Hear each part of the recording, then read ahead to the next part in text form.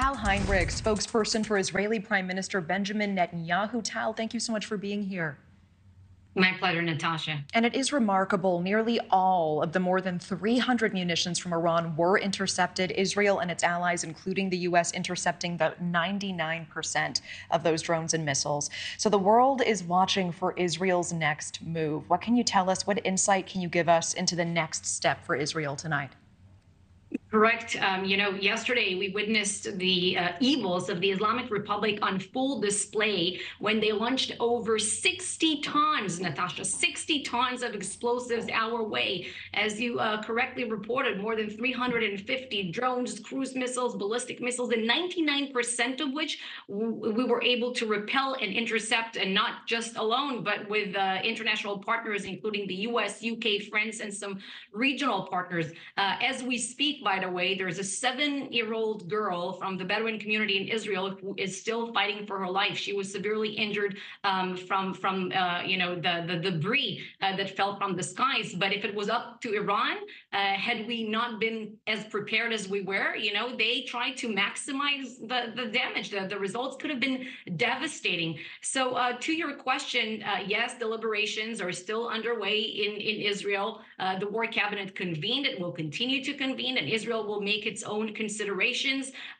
Be sure that this is not going to become the new normal of over 100 ballistic missiles fired in our direction, attacks of this kind. It's not going to be a new normal. Our sense of security was shattered on October 7th with Hamas attack, and then on October 8th with another Iranian proxy attacking from the north, Hezbollah, and we are working to restore that sense of security. So there's not going to be any taking of chances on our security, not when it pertains to Gaza and not when it pertains to Iran. Is there any path where Israel does not retaliate, where the temperature can be lowered on this? Well, I'm not going to discuss and speculate here on air, but there are a lot of considerations that are being taken into account as we calculate how we move forward. We also consult with our best friends, with our partners, international partners. We take advice, we share concerns, and so forth. But, there were times in history, from biblical times to modern times, when there were people out there trying to annihilate us, as the Ayatollahs of Iran vowed to do when they say they want to wipe us off the map, as they attempted partially to do just yesterday. And we are not going to allow that to happen. Now we're no longer defenseless people, no longer stateless people, and some people out there in the world don't like it when Jews are fighting back. But that's the fact. We cherish life, we love life, we educate our children accordingly. But we're dealing with death cults led by Iran and an axis of evil. And Tal, can I ask, we are seeing some of the far-right voices in Israel tonight pushing for a very harsh response. Israel's national security minister on X today saying, impressive defense so far. Now we need a crushing attack. How forceful should Israel's response be? And would that risk a major escalation in this region?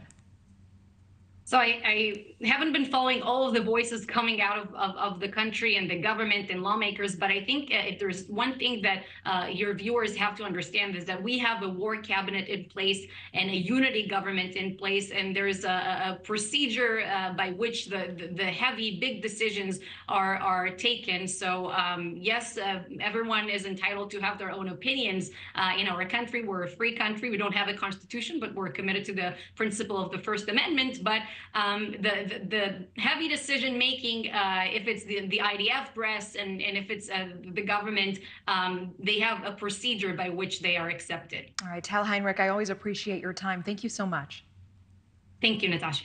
Thank you for watching. Go to newsnationnow.com to find NewsNation on your television provider. And don't forget to click the red subscribe button below to get more of NewsNation's fact-driven, unbiased coverage.